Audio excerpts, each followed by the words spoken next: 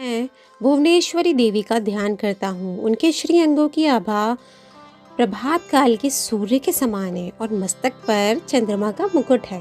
वे उभरे हुए स्तनों और 3 नेत्रों से युक्त हैं। उनके मुख पर मुस्कान की छटा छाई रहती है और हाथों में वरद अंकुश, पाश तथा अभय मुद्रा शोभा पाते हैं। ऋषि कहते हैं, देवी के द्वारा वहाँ महादैत्यपति शुंभ के मारे जाने पर इंद्र आदि देवता अग्नि को आगे करके उस कात्यायनी देवी की स्तुति करने लगे। उस समय अभिष्ट की प्राप्ति होने से उनके मुख कमल दमक उठे थे और उनके प्रकाश से दिशाएं भी जगमगा उठी थीं। तब बोले, शरणागत की पीड़ा दूर करने वाली देवी हम पर प्रसन्न हो। संपूर्ण जगत की माता प्रसन्न हो। विश्वेश्वरी, विश्व की रक्षा करो। देवी, तुम ही चराचर जगत की अधीश्वरी हो। तुम इस जगत का एकमात्र आधार हो, इस क्योंकि पृथ्वी रूप में तुम्हारी ही स्थिति है। देवी, तुम्हारा पराक्रम अलंघनीय है। तुम ही जल में स्थित होकर संपूर्ण जगत को तृप्त करती हो। तुम अनंत बल संपन्न वैष्णवी शक्ति हो। इस विश्व की कारणभूता परमाया हो। देवी, तुमने समस्त जगत को मोहित कर रखा है। तुम्हें प्रसन्न होने पर इस पृथ्वी पर मोक्ष की प्राप्ति कराती हो। देवी, संपूर्ण विधाएं तुम्हारे ही भिन्न भिन्न स्वरूप हैं। जगत में जितनी स्त्रियां हैं वे सब तुम्हारी ही मूर्तियां हैं। जगदम्ब, एकमात्र तुमने ही इस विश्व को व्याप्त कर रखा है। तुम्हारी स्तुति क्या हो सकती है। तुम तो स्वैतन करने योग्य पदार्थों से परे तथा परावाणी हो। तुम इस सर्व स्वरूपा देवी, स्वर्ग तथा मोक्ष प्रदान करने वाली हो। तब इसी रूप में तुम्हारी स्तुति हो गई। तुम्हारी स्तुति के लिए इससे अच्छी उक्तियाँ और क्या हो सकती हैं। बुद्धि रूप से सब लोगों के हृदय में विराजमान रहने वाली तथा स्वर्ग तथा एवं मोक्ष प्रदान करने वाली नारायणी देवी, तुम्हें नमस्कार है। कला काष्ठा आदि के रूप में क्रमशः परिणाम की ओर ले जाने वाली तथा विश्व का उपसंहार करने में समर्थ नारायणी, तुम्हें नमस्कार है। नारायणी, तुम सब प्रकार का मंगल प्रदान करने वाली मंगलमयी हो। कल्याणदायिनी शिवा हो। सब पुरुषार्थों को सिद्ध करने वाली शरणागत वत्सला, 3 नेत्रों वाली एवं गौरी हो। तुम्हें नमस्कार है। तुम सृष्टि, पालन और संहार की शक्तिभूता सनातनी देवी, गुणों का आधार तथा सर्व गुणमयी हो। नारायणी, तुम्हें नमस्कार है। आए हुए दीनों एवं पीड़ितों की रक्षा में संलग्न रहने वाली तथा सबकी पीड़ा दूर करने वाली नारायणी देवी, तुम्हें नमस्कार है। नारायणी, तुम ब्राह्मणी का रूप धारण करके हंसों से जुते हुए विमान पर बैठती तथा कुश मिश्रित जल छिड़कती रहती हो। तुम्हें नमस्कार है। माहेश्वरी रूप में त्रिशूल, चंद्रमा एवं सर्व को धारण करने वाली तथा महान वृषभ की पीठ पर बैठने वाली नारायणी देवी, तुम्हें नमस्कार है। मोरों और मुर्गों से घिरी हुई रहने वाली तथा महाशक्ति धारण करने वाली कौमारी रूप धारणी निष्पापे नारायणी, तुम्हें नमस्कार है। शंख, चक्र, गदा और शांख धनुष रूप उत्तम आयुधों को धारण करने वाली वैष्णवी शक्ति रूपा नारायणी, तुम प्रसन्न हो। तुम्हें नमस्कार है। हाथ में भयानक महाचक्र लिए और दाणों पर धरती को उठाए बाराही रूप धारणी कल्याणमयी नारायणी, तुम्हें नमस्कार है। भयंकर नरसिंह रूप से दैत्यों के वध के लिए उद्योग करने वाली तथा त्रिभुवन की रक्षा में संलग्न रहने वाली नारायणी, तुम्हें नमस्कार है। मस्तक पर किरीट और हाथ में महावज्र धारण करने वाली सहस्त्र नेत्रों के कारण उद्दीप्त दिखाई देने वाली तथा वृत्रासुर के प्राणों का अपहरण करने वाली इंद्र शक्ति रूपा नारायणी देवी, तुम्हें नमस्कार है।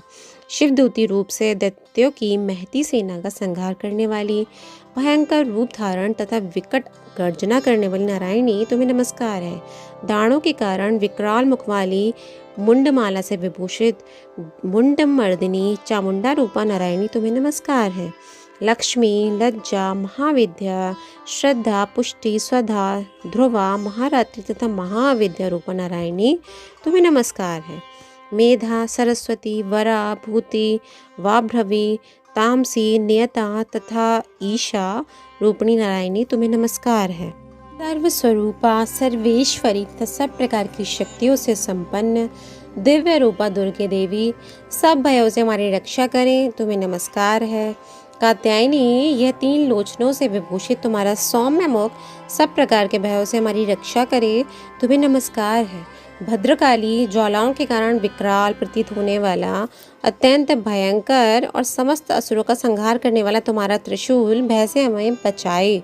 तुम्हें नमस्कार है। देवी, जो अपनी ध्वनि से संपूर्ण जगत को व्याप्त करके दैत्यों के तेज नष्ट किए देता है, वह तुम्हारा घंटा हम लोगों के पापों से सब उसी प्रकार से रक्षा करे जैसे माता अपने पुत्रों की बुरे कर्मों से रक्षा करती है। चंडी के तुम्हारे हाथों में सुशोभित खड़ग, जो असुरों के रक्त और चर्बी से चर्चित है, हमारा मंगल करे। हम तुम्हें नमस्कार करते हैं। देवी, तुम प्रसन्न होने पर सब रोगों को नष्ट कर देती हो और कुपित होने पर मनोवांछित सभी कामनाओं का नाश कर देती हो। जो लोग तुम्हारी शरण में जा चुके हैं उन पर विपत्ति तो आती ही नहीं। तुम्हारी शरण में गए हुए मनुष्य दूसरों की शरण देने वाले हो जाते हैं। देवी अम्बिके, तुमने अपने स्वरूप को अनेक भागों में विभक्त करके नाना प्रकार के रूपों से जो इस प्रकार इन धर्मद्रोही महादैत्यों का संहार किया है, वह सब दूसरी कौन कर सकती थी। विद्याओं में, ज्ञान को प्रकाशित करने वाले शास्त्रों में तथा आदि वाक्यों में तुम्हारे सिवा और किसका वर्णन है, तथा तुमको छोड़कर दूसरी कौन ऐसी शक्ति है जो इस विश्व को अज्ञान में घोर अंधकार से परिपूर्ण ममतामयी गड्ढे में निरंतर भटका रही हो। हाँ, राक्षस, जहाँ भयंकर विष वाले सर्प, जहाँ शत्रु, जहाँ लुटेरों की सेना तथा जहाँ दावानल हो, वहाँ तथा उस समुद्र के बीच में भी साथ रहकर तुम विश्व की रक्षा करती हो। विश्वेश्वरी, तुम विश्व की पालन करती हो। विश्वरूपा हो, इसलिए संपूर्ण विश्व को धारण करती हो। तुम भगवान विश्वनाथ की भी वंदनीय हो। जो लोग भक्तिपूर्वक तुम्हारे सामने मस्तक झुकाते हैं, वे संपूर्ण विश्व को आश्रय देने वाले हो जाते हैं। देवी, प्रसन्न हो। जैसे इस समय असुरों का वध करके तुम शीघ्र ही हमारी रक्षा की है, उसी प्रकार सदा हमें शत्रुओं के भय से बचाओ। संपूर्ण जगत का पाप नष्ट कर दो तथा उत्पात एवं पापों के फलस्वरूप प्राप्त होने वाले महाबली आदि बड़े बड़े उपद्रवों को शीघ्र दूर करो। विश्व की पीड़ा दूर करने वाली देवी, हम तुम्हारे चरणों पर पड़े हुए हैं, हम पर प्रसन्न हो। त्रिलोक निवासिनियों की पूजनीय परमेश्वरी, सब लोगों को वरदान दो। देवी बोली, देवताओं, मैं वर देने को तैयार हूँ। तुम्हारे मन में जिसकी इच्छा हो वह वर मांगो। संसार के लिए उस उपकारक वर को मैं अवश्य दूंगी। देवता बोले, सर्वेश्वरी, तुम इसी प्रकार तीनों लोकों की समस्त बाधाओं को शांत करो और हमारे शत्रुओं का नाश करती रहो। देवी बोली, देवताओं, वैवत्स्तन मनवंतर के 28वें युग में शुंभ और निशुंभ नाम के 2 अन्य महादैत्य उत्पन्न होंगे। तब मैं नंद गोप के घर में उनकी पत्नी यशोदा के गर्भ से अवतीर्ण हो विंध्याचल में जाकर रहूंगी और उक्त दोनों असुरों का नाश करूंगी। अत्यंत भयंकर रूप से पृथ्वी पर अवतार ले मैं वैप्रचित नाम वाले दानवों का वध करूंगी। उन भयंकर महादैत्यों को भक्षण करते समय मेरे दांत अनार के फूल की भांति लाल हो जाएंगे। तब स्वर्ग में देवता और मर्त्यगण में मनुष्य सदा मेरी स्तुति करते हुए तो मुझे रक्तंतिका कहेंगे।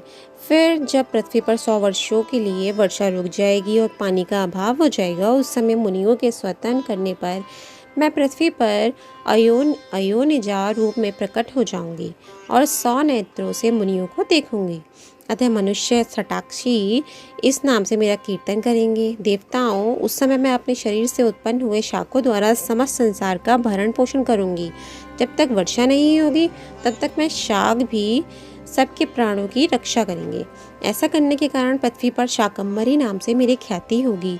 उसी अवतार में मैं दुर्गम नामक महादैत्य का वध भी करूंगी। इससे मेरा नाम दुर्गा देवी के रूप में प्रसिद्ध होगा। फिर मैं जब भीम रूप धारण करके मुनियों की रक्षा के लिए हिमालय पर रहने वाले राक्षसों का भक्षण करूंगी, उस समय सब मुनि भक्ति से नतमस्तक होकर मेरी स्तुति करेंगे। तब मेरा नाम भीमा देवी के रूप में विख्यात होगा।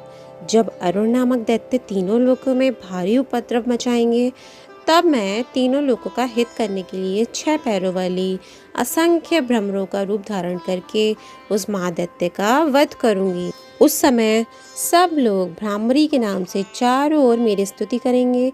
इस प्रकार जब जब संसार में दानवी बाधा उपस्थित होगी, तब तब अवतार लेकर मैं शत्रुओं का संहार करूंगी।